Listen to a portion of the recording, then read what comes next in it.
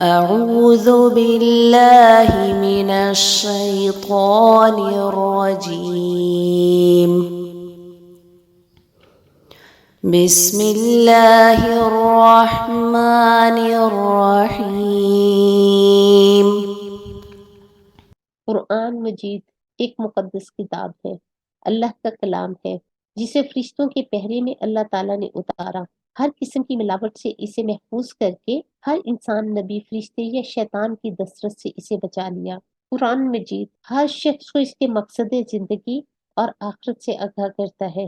یہ الہامی الفاظ جو ہیں ہمارے خالق کے ہیں، جو ہماری منزل انجام سے باخبر ہے اور باخبر کرتا ہے، یعنی ہماری مقصد زندگی کو واسع کرتا ہے۔ یہ ہم سب کے لیے پیام رحمت ہے، مسلمانوں کی زندگی کا اوڑھنا بچھونا ہے۔ قرآن مجید قرآن میں 60 دفعہ استعمال ہوا ہے، خالص عربی زبان کا لفظ ہے۔ اس سے یہ معلوم ہوتا ہے کہ قرآن مجید کا اصل نام ہی قرآن ہے، فعلان کے وزن پر ہے، مصدر بمانی اس میں معقول ہوگا، یہ یعنی بکثرت تلاوت کیا گیا۔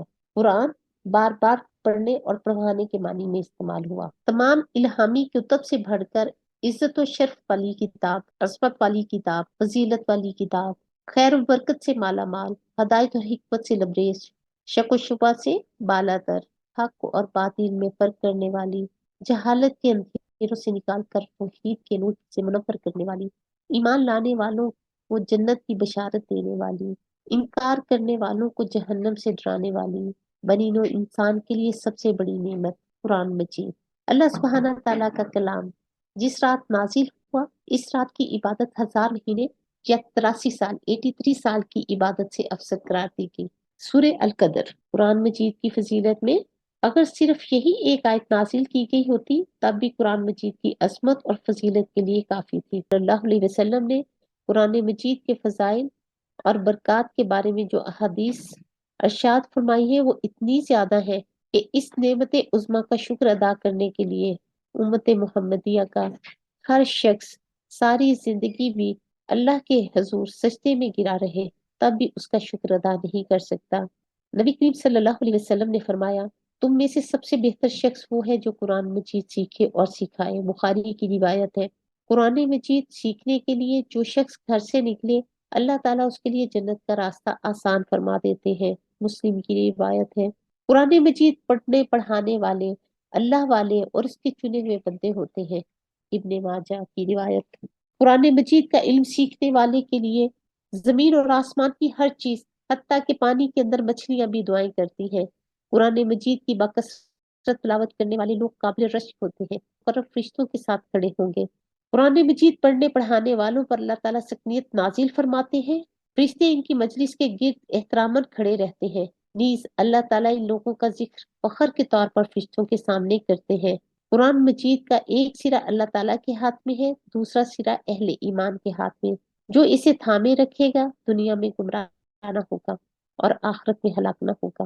اپنی اولاد کو قرآن مجید کی تعلیم دلوائیں۔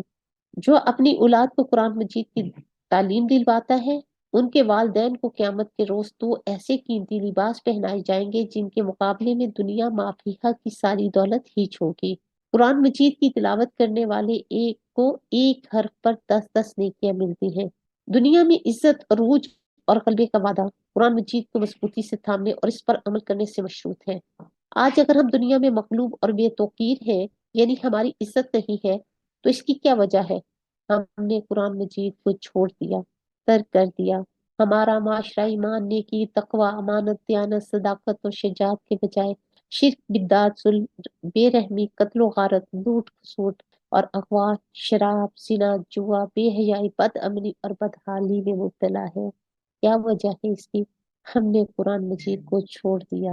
بقول حکیم الامت علامہ اقبال، وہ زمانے میں معزز تھے مسلمان ہو کر اور تم خوار ہوئے تارک قرآن ہو کر۔ اگر ہم اپنی انفرادی اور اجتماعی زندگی میں اعلیٰ اور رفع اقدار کا چلن عام کرنا چاہتے ہیں، اپنی ذلت اور پستی کو عزت اور وقار میں بدلنا چاہتے ہیں، تو قرآن مجید کی طرف ہمیں پلٹ کر آنا ہوگا۔ ارشاد باری تعالیٰ ہے، وَمَنِ اتَّبَعَ هُدَايَ فَلَا يَضِلُّ وَلَا يَشْقَى، بس جو شخص میری ہدایت کی پیروی کرے گا وہ نہ گمراہ ہوگا نہ بدبختی میں مبتلا ہوگا۔ سورہ طٰہٰ کی آیت نمبر ہے 123۔ یاد رکھنے کی بات یہ ہے کہ قرآن مجید انسان کی ہدایت کے لیے ہے۔ اللہ سبحانہ تعالیٰ نے فرمایا فَقَدْ جَاءَكُمْ بَيِّنَةٌ مِّن رَبِّكُمْ وَهُدًى وَرَحْمَةٌ، تمہارے رب کی طرف سے تمہارے پاس ایک روشن دلیل، ہدایت اور رحمت آ گئی ہے۔ سورہ الانعام کی آیت نمبر 157 ہے۔ سورہ نمل میں اللہ سبحانہ تعالیٰ آیت نمبر 77 میں فرماتے ہیں وَإِنَّهُ لَهُدًى وَرَحْمَةٌ لِّلْمُؤْمِنِينَ، بے شک یہ قرآن ہدایت اور رحمت ہے ایمان لانے والوں کے لیے۔ قرآن مجید کا یہ اعجاز ہے کہ جو بھی ادنا والا شخص ہدایت کی نیت سے اسے پڑھتا ہے یا سنتا ہے، اس کے لیے اللہ سبحانہ تعالیٰ ہدایت کے راستے کھول دیتے ہیں۔ شرط کیا ہے؟ اس کے ذہن میں کسی بھی قسم کا تعصب یا ہٹ درمی نہ ہو۔ قرآن مجید شفا بھی ہے۔ بہت سے مقامات پر اللہ سبحانہ تعالیٰ ارشاد فرماتے ہیں یا ایھا الناس قد جاءتکم موعظۃ من ربکم وشفاء لما فی الصدور۔ سورہ یونس کی آیت نمبر 57 ہے کہ اے لوگوں جو ایمان لائے ہو، تمہارے پاس تمہارے رب کی طرف سے ایک نصیحت اور دلوں کی بیماری کے لیے شفا آ گئی ہے۔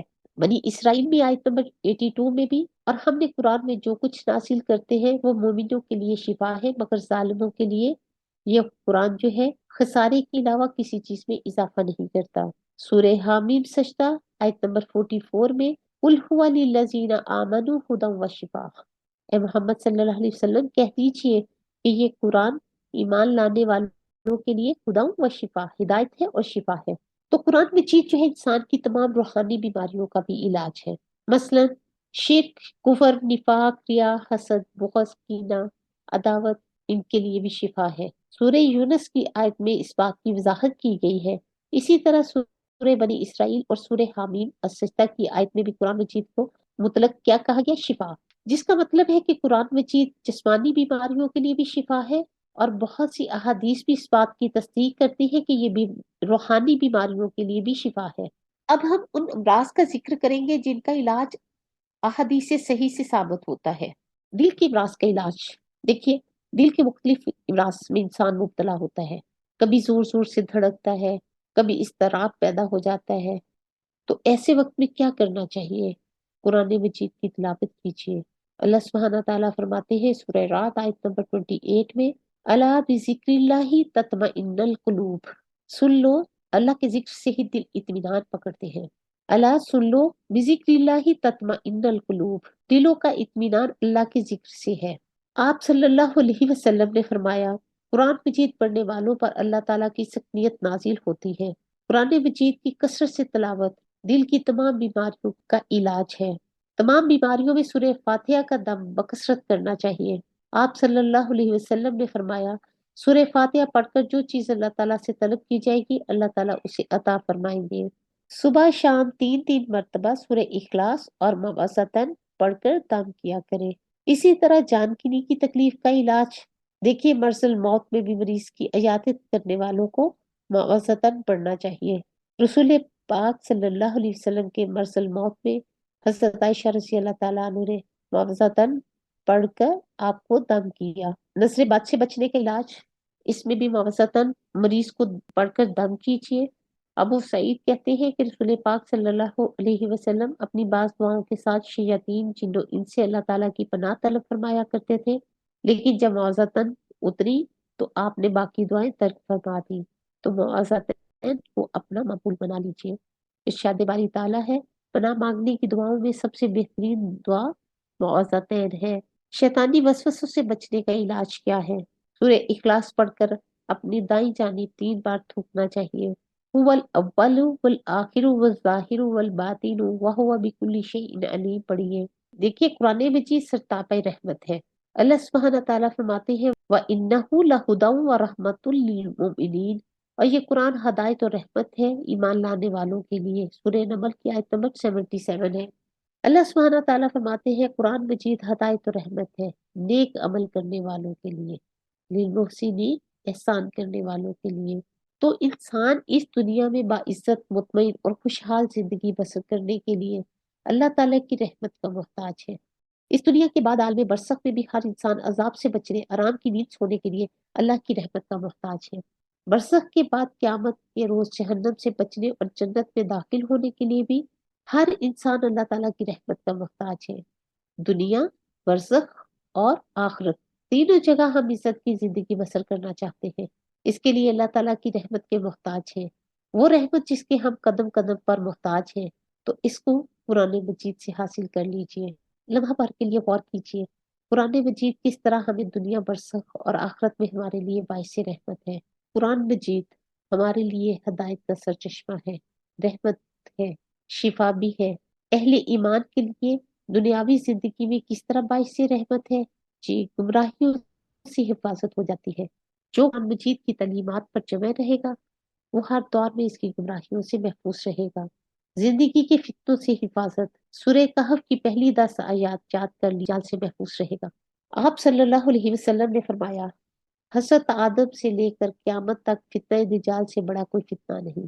آفات سماوی یعنی آسمان سے جتنی آفات آتی ہیں ان سے محفوظ رہنے کے لیے آندھی، طوفان، بیماریاں، زلزلے، سیلاب، قحط سالی، آبادیوں کا زمین دھس جانا، خسف اور مسخ شکلیں بدلنا، ان سے بچنے کے لیے بھی ہمیں کیا کرنا چاہیے؟ موعظتین پڑھنا چاہیے۔ اخبار رضی اللہ تعالیٰ عنہ فرماتے ہیں کہ ہم لوگ رسول پاک صلی اللہ علیہ وسلم کے ساتھ سفر میں تھے، اچانک ہمیں زبردست تاریکی اور آندھی نے آ لیا۔ رسول پاک صلی اللہ علیہ وسلم نے اللہ کی پناہ مانگنی شروع کر دی، فرمایا معوذتین کے ذریعے اللہ کی پناہ مانگو، کسی پناہ مانگنے والے کے لیے دو صورتوں سے بہتر کوئی صورت نہیں ہے۔ پھر ناگہانی مصائب سے بچنے کے لیے میدان جنگ میں سیدنا طلحہ رضی اللہ تعالیٰ عنہ کی انگلیاں کٹ گئی، ان کے منہ سے سیخ کی آواز نکلی، تو آپ نے فرمایا اگر تم بسم اللہ الرحمن الرحیم پڑھ لیتے تو فرشتے تجھے اوپر اٹھا لیتے۔ رزق کی فراوانی کے لیے کیا کرنا چاہیے؟ ارشاد باری تعالیٰ ہے کہ اگر انہوں نے تورات، انجیل اور ان کے رب کی طرف سے جو بھی تعلیم پر حاصل کی گئی کو قائم کیا ہوتا تو ان پر اوپر سے بھی رزق برستا اور نیچے سے بھی ابل پڑتا۔ سورہ المائدہ کی آیت نمبر 66 سے۔ پھر سیاسی عروج اور غلبہ پانے کے لیے دیکھیے قرآن مجید کے احکام پر پابندی کرنے اور اس کی تعلیمات کی پابندی کرنے والی قوم کو اللہ تعالیٰ نے سیاسی غلبہ اور عروج بھی عطا فرمایا۔ آپ صلی اللہ علیہ وسلم کا ارشاد ہے، اللہ تعالیٰ اس کتاب کے ذریعے بعض لوگوں کو عروج عطا فرماتے ہیں اور بعض کو ذلیل اور رسوا کرتے ہیں۔ اسی طرح رات کے شر اور فتنوں سے بچنے کے لیے، خطرات سے محفوظ رہنے کے لیے آپ صلی اللہ علیہ وسلم کا ارشاد مبارک ہے، جو شخص رات کو سونے سے قبل آیت الکرسی پڑھ لے اس کے لیے اللہ کی طرف سے ایک فرشتہ مقرر کیا جاتا ہے جو صبح تک اس کی حفاظت کرتا ہے۔ آپ صلی اللہ علیہ وسلم نے فرمایا جو شخص سونے سے پہلے سورہ البقرہ کی 2 آخری آیات پڑھ لے وہ اس کے لیے ہر تکلیف، شر اور خطرے سے بچنے کے لیے کافی ہو جاتی ہے۔ حاجات کا پورا ہونا، آپ صلی اللہ علیہ وسلم نے فرمایا جو شخص سورہ البقرہ کی آخری 2 آیات پڑھ کر اللہ تعالیٰ سے جو بھی کچھ طلب کرے گا اسے اللہ تعالیٰ عطا فرما دیں گے۔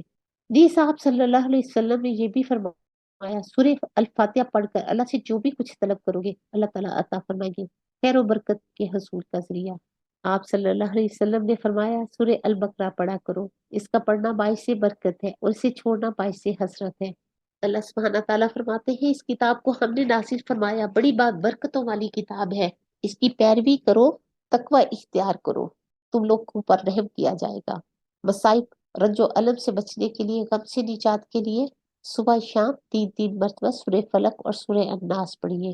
آپ صلی اللہ علیہ وسلم نے فرمایا جو شخص اللہ تعالیٰ سے تلاوت قرآن اور سماعت قرآن کے ذریعے قرآن مجید کو آنکھوں کا نور اور دل کا سرور بنائے، رنج و غم دور کرنے کی درخواست کرے تو اللہ تعالیٰ اسے آنکھوں کی ٹھنڈک اور دل کا سکون عطا فرمائیں گے، ان کے رنج اور غم کو دور کر دیں گے۔ برزخ کی زندگی میں بھی انسان اللہ تعالیٰ کی رحمت کا اتنا ہی محتاج ہوگا جتنا وہ دنیا میں۔ مغفرت کے لیے سفارش، قرآن مجید قیامت کے روز اپنے پڑھنے والوں کے لیے سفارش کرے گی۔ آپ صلی اللہ علیہ وسلم نے بعض صورتوں کا خاص طور پر ذکر کیا، مثلا سورہ الملک کا۔ سورہ ملک اپنے پڑھنے والوں کے لیے مسلسل سفارش کرتی رہے گی حتیٰ کہ اسے بخش دیا جائے گا۔ سورہ البقرہ اور سورہ العمران کے بارے میں آپ صلی اللہ علیہ وسلم نے فرمایا یہ دونوں صورتیں اپنے پڑھنے والوں کی مغفرت کے لیے اللہ تعالیٰ سے جھگڑا کریں گی۔ اسی طرح دیگر صورتوں کا اللہ کی بارگاہ میں سفارش کرنا یا جھگڑنا اللہ تعالیٰ کے اذن سے اور امر سے ہی ہوگا، اللہ تعالیٰ یقیناً قبول فرمائیں گے۔ قرآن کے لیے قرآن مجید کے 3 مطالبات ہیں۔ قرآن مجید اپنے پڑھنے والوں کی مغفرت اور بخشش کے علاوہ اللہ سبحانہ تعالیٰ سے مندرجہ ذیل باتوں کا مطالبہ کرے گا، مثلا یا اللہ اسے عزت کا لباس عطا فرما، تو قرآن مجید کی سفارش سے قاری کو عزت کا تاج پہنایا جائے گا۔ قرآن مجید دوبارہ کاری کے لیے یہی درخواست کرے گا جو کہ پوری کر دی جائے گی۔ تیسرا مطالبہ یہ کرے گا کہ یا اللہ اس سے راضی ہو جا، اور قرآن مجید کا یہ مطالبہ بھی پورا کر دیا جائے گا۔ مقرر فرشتوں کی رفاقت، قرآن مجید کی تلاوت میں مہارت حاصل کرنے والے قاری قیامت کے روز نیک اور معزز فرشتوں کے ساتھ ہوں گے۔ اسی طرح بلند درجات، آپ صلی اللہ علیہ وسلم نے فرمایا قاری سے کہا جائے گا قرآن مجید پڑھ اور درجات چڑھتا جا۔ 13 درجہ وہاں تک ہے جہاں آخری آیت ختم ہوگی۔ اللہ تعالیٰ کی رحمت کے بغیر عزت آرام کی زندگی بسر کر سکتے ہیں کیا آپ؟ برزخ میں اللہ کی رحمت کے بغیر عافیت اور آرام حاصل کر سکتے ہیں آپ؟ آخرت میں اللہ کی رحمت کے بغیر مغفرت اور جنت حاصل کر سکتے ہیں؟ اگر نہیں تو پھر ہمیں اللہ کی رحمت حاصل کرنے کے لیے کوشش کرنی چاہیے۔ او گاڈ بلیس اور ہوم، لکھ دینے سے تو کچھ نہیں ہوتا، اللہ کی رحمت حاصل نہیں ہوتی۔ اللہ کی رحمت کے حصول کا طریقہ بتا دیا گیا۔ قرآن مجید کی طرف پلٹ آئیے، اس کی تلاوت کیجیے، اس پر غور و فکر کیجیے، اس پر تدبر کیجیے، اس کو پڑھنے کا حق ادا کیجیے، صحیح مخارج کے ساتھ صحیح تلاوت کے ساتھ پڑھیے، اس کو حفظ کیجیے، اس پر عمل کیجیے۔ پھر آپ فیصلہ خود ہی کیجیے کہ ہم اس دنیا میں اللہ تعالیٰ کی رحمت کے بغیر عزت آرام کی زندگی بسر کر سکتے ہیں، یا پھر برزخ میں اللہ کی رحمت کے بغیر عافیت اور آرام حاصل کر سکتے ہیں۔ آپ خود ہی فیصلہ کیجیے، کیا ہم اس دنیا میں اللہ تعالیٰ کی رحمت کے بغیر عزت اور آرام کی زندگی بسر کر سکتے ہیں؟